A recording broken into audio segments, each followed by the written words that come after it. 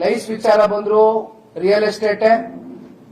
ಇದೇನೋ ಹೊಸದಾಗಿ ಒಂದು ಬಿಲ್ ಅನ್ನು ಇಂಟ್ರೊಡ್ಯೂಸ್ ಮಾಡಿದ್ದಾರೆ. 5% ಪಾರ್ಕ್ ನ ಯೂಸ್ ಮಾಡ್ತೀವಿ ಅಂದ್ರೆ, ಇವತ್ತು ಲಾಲ್ ಬಾಗು ಕಬ್ಬನ್ ಪಾರ್ಕ್ ನ ಉದಾಹರಣೆ ಕೊಡೋದಾದ್ರೆ 18 ಎಕರೆ 12.5 ಎಕರೆ ಸರಿ ಸುಮಾರು 30 ಎಕರೆ. ಇವತ್ತು 5% ಅಲ್ಲೂ ಕೂಡ ಏನೋ ವಾಣಿಜ್ಯ ಕಟ್ತೀವಿ, ಏನೋ ಸಮ್ ಕಮರ್ಷಿಯಲ್ ಆಕ್ಟಿವಿಟೀಸ್ ನ ಮಾಡ್ತೀವಿ ಅಂತ ಹೇಳ್ತಾರೆ.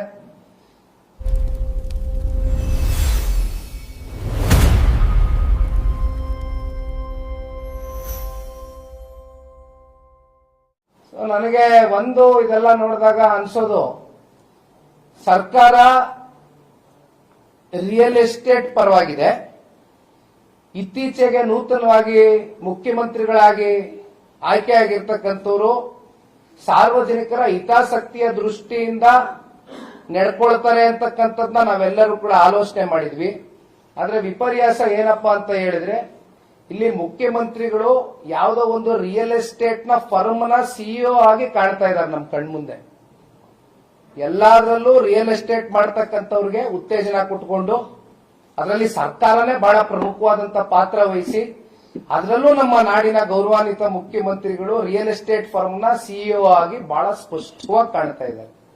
ಯಾತಕ್ಕೆ ಈ ವಿಚಾರದಲ್ಲಿ ಇಷ್ಟೆಲ್ಲ ಹೈಕೋರ್ಟ್ ಹೇಳಿದ್ರು ಕೂಡ ರೈತರಿಗೆ ಅನ್ಯಾಯ ಆಗಿದೆ, ಎಕ್ಸೆಸ್ ಲ್ಯಾಂಡ್ ತಗೊಂಡಿದ್ದೀರಿ, ರೈತರಿಗೆ ಕಾಂಪನ್ಸೇಷನ್ ಸಿಕ್ಕಿಲ್ಲ, ರೈತರನ್ನು ಉಳಿಸಿ ಯೋಜನೆ ಹೆಸರಿನಲ್ಲಿ ಯಾವ ಒಂದು ಪಬ್ಲಿಕ್ ಇನ್ಫ್ರಾಸ್ಟ್ರಕ್ಚರ್ ಡೆವಲಪ್ಮೆಂಟ್ ಆಗಬೇಕಾಗಿತ್ತು ಅದು ಕೂಡ ಅಪೂರ್ಣ ಆಗಿದೆ, ಅದು ಪೂರ್ಣಗೊಳಿಸಿಲ್ಲ, ಎಲ್ಲ ಉಲ್ಲಂಘನೆ ಆಗಿದೆ.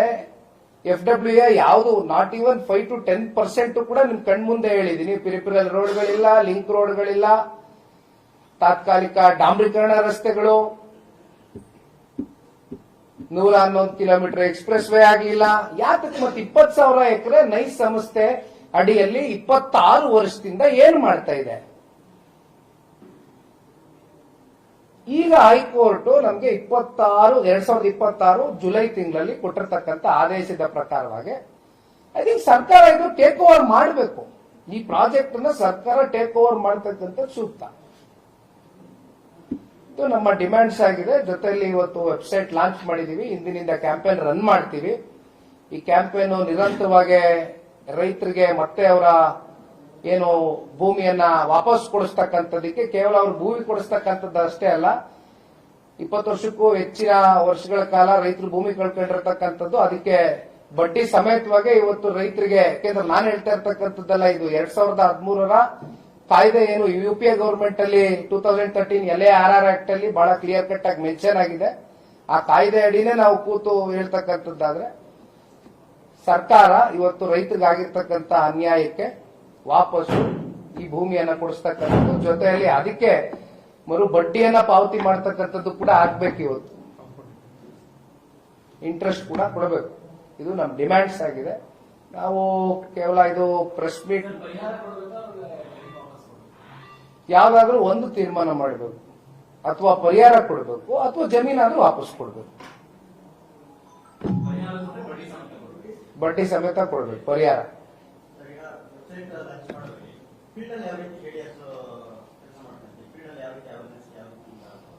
ಈಗ ಜನತಾದಳ ಪಕ್ಷಕ್ಕೆ, ಅದರಲ್ಲೂ ನಿಖಿಲ್ ಕುಮಾರಸ್ವಾಮಿಗೆ ಅವಕಾಶ ಇರೋದು ಫೀಲ್ಡ್ ಅಲ್ಲಿ ಕೆಲಸ ಮಾಡಕ್ಕೆ ಅಲ್ವಾ?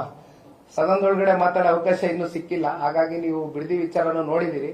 2025 ಜನವರಿ ತಿಂಗಳಲ್ಲಿ ಕೈಗೆತ್ಕೊಂಡಂತದ್ದು ಬಿಡದಿ ಹೋರಾಟ. ಅಂದಿನಿಂದ ಇಂದಿನವರೆಗೂ ಕೂಡ ಅಲ್ಲೂ ಕೂಡ ನಾವು ಗಟ್ಟಿ ನಿಲುವಿಂದ ರೈತರ ಜೊತೆ ನಿಂತ್ಕೊಂಡಿದ್ದೀವಿ. ಸೊ ಒಟ್ಟಾರೆಯಾಗಿ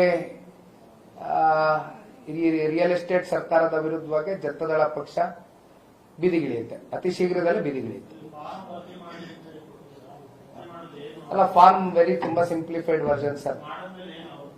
ಅಲ್ಲ, ಏನಿಲ್ಲ, ಅವ್ರನ್ನ ಕಾಂಟ್ಯಾಕ್ಟ್ ಮಾಡ್ತೀವಿ. ಯಾಕೆಂದ್ರೆ ನನಗೆ ತುಂಬಾ ಜನ ಕಾಂಟ್ಯಾಕ್ಟ್ ಮಾಡ್ತಿದ್ದಾರೆ. ನನ್ನ ಸೋಷಿಯಲ್ ಮೀಡಿಯಾ ಪ್ಲಾಟ್ಫಾರ್ಮ್ಗಳಲ್ಲಿ, ನನ್ನ ಫೇಸ್ಬುಕ್, ಇನ್ಸ್ಟಾಗ್ರಾಮ್ ಪೇಜ್ಗಳಲ್ಲಿ ತುಂಬಾ ಜನ ನನ್ನ ಕಾಂಟ್ಯಾಕ್ಟ್ ಮಾಡ್ತಿದ್ದಾರೆ. ಸರ್, ಏನ್ ಮಾಡ್ಬೇಕು, ನಮಗೆ ಒಂದು ಗೊಂದಲದ ವಾತಾವರಣ, ಗೊಂದಲದ ಗೂಡಾಗಿದೆ ನಮ್ಮ ತಲೆ ಇವತ್ತು.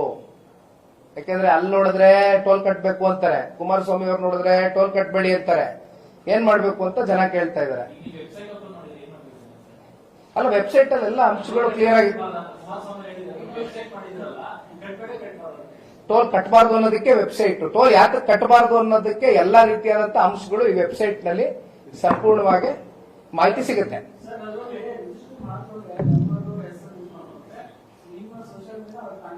ಖಂಡಿತ ಕಾಂಟ್ಯಾಕ್ಟ್ ಮಾಡ್ತೀನಿ. ಅವ್ರಿಗೆ ಸಂಪರ್ಕ ಮಾಡೋದಕ್ಕೆ, ಅವ್ರ ಜೊತೆ ಸಂಪರ್ಕದಲ್ಲಿ ಇರೋದಕ್ಕೆ. ಯಾಕೆಂದ್ರೆ ಇದೊಂದು ಜನಾಂದೋಲನ ಆಗ್ಬೇಕು. ಇದು ಕೇವಲ ಒಂದು ಜನತಾದಳ ಪಕ್ಷದ ಒಂದು ಹೋರಾಟ ಅಷ್ಟೇ ಅಲ್ಲ. ಯಾಕೆಂದ್ರೆ ಇಲ್ಲಿ ಪ್ರತಿನಿತ್ಯ ನೈಸ್ ರೋಡ್ ನ ಉಪಯೋಗ ಮಾಡ್ತಕ್ಕಂಥವ್ರು ಕ್ಯಾಬ್ ಡ್ರೈವರ್ಸ್ ಗಳಿದ್ದಾರೆ, ರೈತರಿದ್ದಾರೆ, ಸ್ಟೂಡೆಂಟ್ಸ್ ಇದ್ದಾರೆ, ತುಂಬಾ ಜನ ಈ ಬೈಕರ್ಸ್ ಅಸೋಸಿಯೇಷನ್ಸ್ ಅವರು ಓಡಾಡ್ತಾರೆ, ಅವರು ಕೂಡ ಟಚ್ ಅಲ್ಲಿ ಇದ್ದಾರೆ. ಸೊ ಇವರೆಲ್ಲ ಯಾತಕ್ಕೋಸ್ಕರ ಟೋಲ್ ಕಟ್ಟಬೇಕು ಅಂತ ಕೇಳ್ತಾರೆ. ಆಮೇಲೆ ಇನ್ಫ್ಯಾಕ್ಟ್ ನೀವು ಶುಕ್ರವಾರ ಹೊರಟ್ರೆ ಭಾನುವಾರ ಬರ್ತಕ್ಕಂಥ ಒಂದು ದೊಡ್ಡ ಈ IT ಸೆಕ್ಟರ್ ಅಲ್ಲಿ ಕೆಲಸ ಮಾಡ್ತಕ್ಕಂಥವ್ರು ಅವರೆಲ್ಲ ನೀವೆಲ್ಲ ಹೋಗ್ಬೇಕು ಅಂದ್ರೂ ನೈಸ್ ರೋಡ್ ನ ಉಪಯೋಗ ಮಾಡ್ತಾ ಇದ್ದಾರೆ. ಅವ್ರಿಗೆಲ್ಲ ಒಂದು ಜಾಗೃತಿ ಮೂಡಿಸಬೇಕಾಗಿದೆ.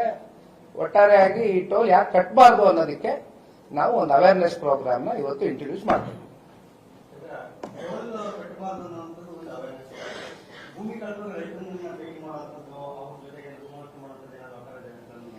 ಅಲ್ಲ, ಈಗ ಸನ್ಮಾನ್ಯ ಕುಮಾರಣ್ಣ ಅವರು ಈಗಾಗಲೇ ಕರೆ ಕೊಟ್ಟಿದ್ದಾರೆ.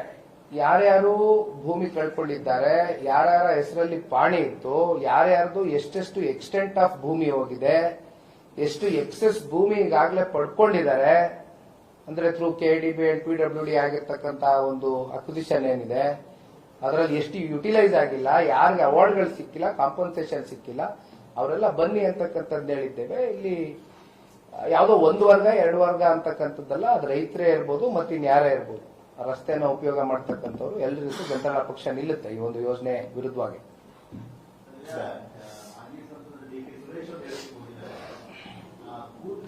ಭಗವದ್ಗೀತೆ ಬಂದಾಗ್ತಾ ಇದೆ. ನೈಸು ಮತ್ತೆ ಬಿಡ್ದಿಯ ಕೂಸೆ ಆದ್ರೆ ಕುಮಾರಸ್ವಾಮಿ ಅವರಿಗೆ ರಾಜಕೀಯ ಮಾಡಕ್ ಹೊರಟಿದ್ದಾರೆ. ನಾನು ಕೆಲವೊಂದಷ್ಟು ಮಾಧ್ಯಮದ ಸಂದರ್ಶನದಲ್ಲಿ ಈಗಾಗಲೇ ಹೇಳಿದ್ದೀನಿ. ಬಿಡ್ದಿ ಸನ್ಮಾನ್ಯ ಕುಮಾರಣ್ಣ ಅವರು ಒಂದು ಕಾನ್ಸೆಪ್ಟ್ ಮತ್ತೆ ಪ್ರಪೋಸಲ್ ಆಗಿ ಮಾತ್ರ ಮುಂದಿಡ್ತಾರೆ. ಬಿಡ್ದಿ ಯೋಜನೆಗೂ ಕುಮಾರಣ್ಣ ಅವ್ರಿಗೂ ಸಂಬಂಧ ಇಲ್ಲ. ಇಲ್ಲಿ 2023 ಕೂಡ ಆಕ್ಟ್ ಅಂಡರ್ GBDA ಪ್ರಾಧಿಕಾರವನ್ನ ರಚನೆ ಮಾಡಿ ಇದು ಒಂದು ಹೊಸ ಯೋಜನೆಯಾಗಿ ಅದರ ಮೂಲಕ ಅಕ್ವಿಸಿಷನ್ಸ್ ನ ಪ್ರಾರಂಭ ಮಾಡಿ ಒತ್ತಾಯಪೂರ್ವಕವಾಗಿ ಮಾಡಿರುವಂತದ್ದು ಇದೇ ರಾಜ್ಯ ಸರ್ಕಾರ. GBIT ಹೆಸರಲ್ಲಿ ಕುಮಾರಣ್ಣನಿಗೂ ಬಿಡದಿಗೂ ಸಂಬಂಧ ಇಲ್ಲ. ಕುಮಾರಣ್ಣ ಅವರ on the floor of the house 2007 August 1ನೇ ತಾರೀಕು ಬಹಳ ಕ್ಲಿಯರ್ ಕಟ್ ಆಗಿ ಹೇಳಿದ್ದಾರೆ, ಒತ್ತಾಯಪೂರ್ವಕವಾಗಿ ಒಕ್ಲೆಪ್ಸಿ ರೈತರ ಭೂಮಿಯನ್ನ ಸರ್ಕಾರ ಕಿತ್ಕೊಳ್ಳುವಂತ ಪ್ರಶ್ನೆ ಇಲ್ಲ. ರೈತರು ಬೇಡ ಅನ್ನೋದಾದ್ರೆ ಯೋಜನೆ ನನಗೂ ಬೇಡ ಅನ್ನುವಂಥದ್ದನ್ನ ಕುಮಾರಣ್ಣ ಅವ್ರು ಹೇಳಿ ಆಗೋಗಿದೆ. ಮತ್ತೆ ನೈಸ್ ವಿಚಾರವಾಗಿ MOU ಸನ್ಮಾನ್ಯ ದೇವೇಗೌಡರು ಸೈನ್ ಮಾಡಿದಾಗ ಅದು 1995 ಅಂತ ಅನ್ಕೊಳ್ತೀನಿ ನಾನು.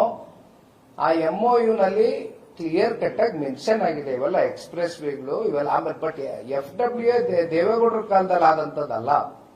1997 ಐ ಥಿಂಕ್ JH ಪಟೇಲ್ರು ಮುಖ್ಯಮಂತ್ರಿ ಇರ್ತಾರೆ ಅಂತ ಅನ್ಕೊಳ್ತೀನಿ. ಅವತ್ತು 97ರಲ್ಲಿ FWA ಸೈನ್ ಆದಂತದ್ದು.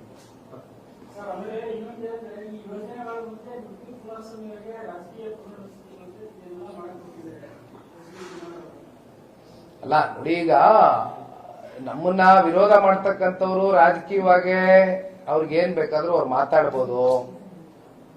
ಸರ್ಕಾರ ಈ ರೀತಿ ರೈತ ವಿರೋಧಿಯಾದಂತ ನೀತಿಗಳು, ಜನ ವಿರೋಧಿ ನೀತಿಗಳನ್ನ ಅವರು ಇದೇ ರೀತಿ ಮುಂದುವರಿಸ್ತಾ ಹೋದಾಗ ನಾನು ಕನಿಷ್ಠ ಪಕ್ಷ ಒಬ್ಬ ಈ ಸಾಮಾನ್ಯ ಪ್ರಜೆಯಾಗಿ, ಭಾರತ ದೇಶದ ನಮ್ಮ ನಾಡಿನ ಸಾಮಾನ್ಯ ಪ್ರಜೆಯಾಗಿ, ಪಕ್ಷದ ಒಬ್ಬ ಕಾರ್ಯಕರ್ತನಾಗಿ ಇವತ್ತು ನಾನು ಪ್ರಶ್ನೆ ಕೇಳ್ತಕ್ಕಂಥದ್ದು ನನ್ನ ಹಕ್ಕು ಸ್ವಾಮಿ. ಅದು ಅದನ್ನ ನೀವು ಅದೇನೋ ಪಟ್ಟಾಭಿಷೇಕ ಅನ್ನೋದು ಇನ್ನೊಂದು ಅದೇನೋ ಕೊಟ್ರಲ್ಲಪ್ಪ, ಹೆಸರು ಮರ್ತೋದೇನೋ, ಅದೇ ಏನೇನೋ ನಾನಾ ರೀತಿಯಾದಂತ ವಿಶ್ಲೇಷಣೆಗಳು ಮಾಡಿದ್ರು.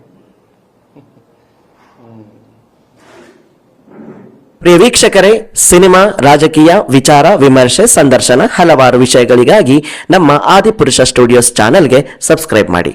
ಲೈಕ್, ಶೇರ್, ಕಮೆಂಟ್ ಮಾಡುವುದರ ಮೂಲಕ ನಿಮ್ಮ ಬೆಂಬಲ ವ್ಯಕ್ತಪಡಿಸಿ. ಮತ್ತೆ ಸಿಗೋಣ.